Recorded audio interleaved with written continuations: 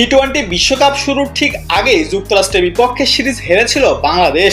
তাতে সমালোচনার মুখে পড়ে নাজমুল হোসেন শান্তর দল। তবে বিশ্বকাপে এসে ঘুরে দাঁড়ায় টাইগাররা। নিজেদের প্রথম ম্যাচে শ্রীলঙ্কার বিপক্ষে জয়ের দেখা পেয়েছিল তারা। এরপর দক্ষিণ আফ্রিকার বিপক্ষে হারে টাইগাররা। তবে নেদারল্যান্ডসকে হারিয়ে আবারও জয় ফিরেছে নাজমুল হোসেন শান্তর দল। সব মিলিয়ে 3 ম্যাচ থেকে 4 পয়েন্ট নিয়ে সুপার 8-এর এক পা দিয়ে রাখলো টাইগাররা।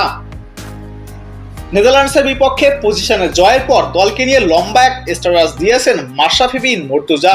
ফিরে গেছেন নিজের টেস্ট অধিনায়কত্বের সময়কালে।